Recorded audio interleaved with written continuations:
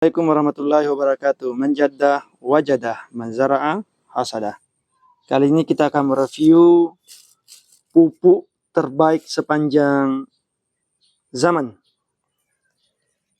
Pupuk apakah itu? Yaitu pupuk guano.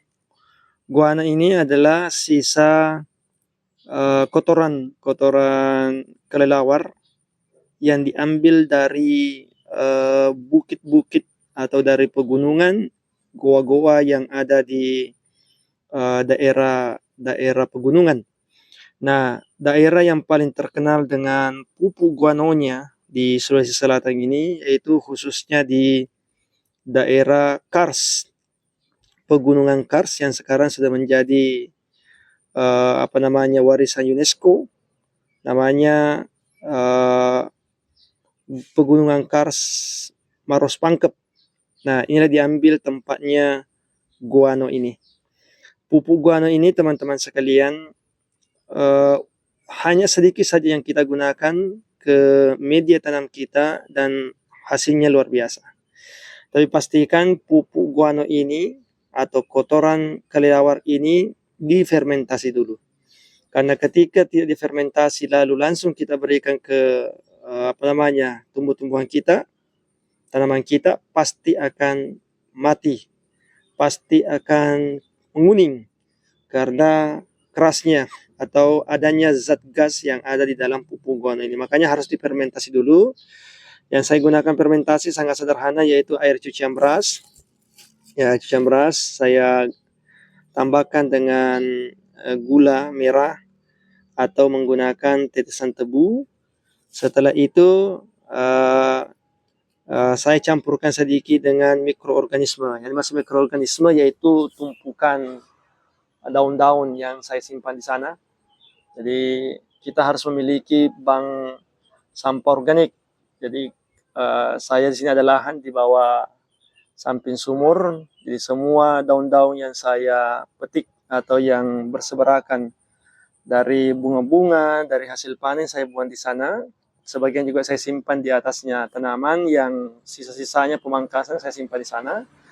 Nah, air kita ambil sedikit beberapa bagian dimasukkan di dalam air, dicampur dengan tetesan tebu, dicampur dengan air cucian beras, dan itulah teman-teman sekalian saya campurkan untuk membasahi pupuk guano atau pupuk kotoran kelelawar ini. Kemudian baru sekitar 15 hari atau 1 bulan, paling bagusnya 1 bulan sih setelah difermentasi, baru kita aplikasikan ke tanaman. Nah, sederhana saja, ini karena kebetulan saya dapat dikasih oleh sepupu sedikit, jadi saya menggunakan fermentasinya dengan kresek. Jadi saya lapisi 2, kemudian masukkan tadi air-air yang saya sampaikan itu untuk fermentasi. Kemudian tunggu 15 hari dan saatnya kita panen. Dan ini saya akan aplikasikan ke tanaman saya. Untuk pengaplikasiannya ada 2 macam. Boleh kita langsung taburi, tapi usahakan jangan terlalu dekat dengan pohon. Kalau mau langsung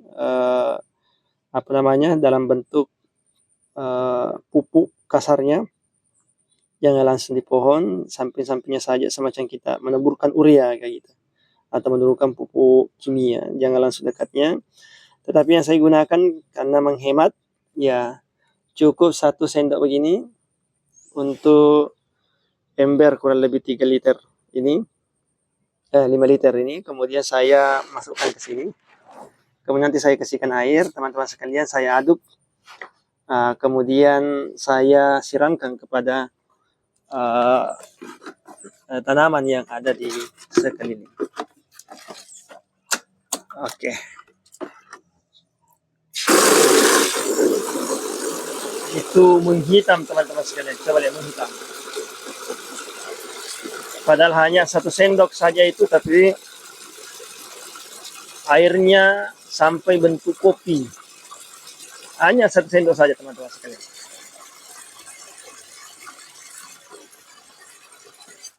Ini saya langsung kocorkan ke tanaman. Ini hanya 1 sendok tapi airnya seperti kopi.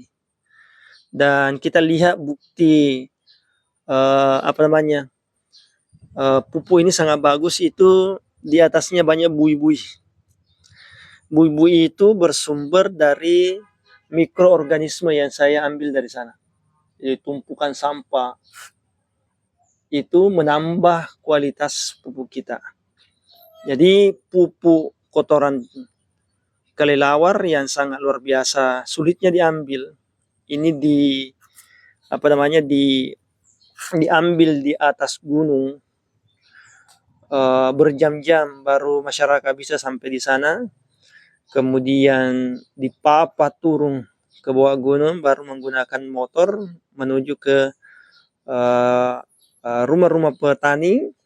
Nah dari situ baru dijual bagi orang yang membutuhkan. Nah bagi orang yang membutuhkan bisa sebenarnya bisa order, ada kiloan, ada karunan, insya Allah stoknya banyak yang ada di petani di sini. Dan itu sangat murah.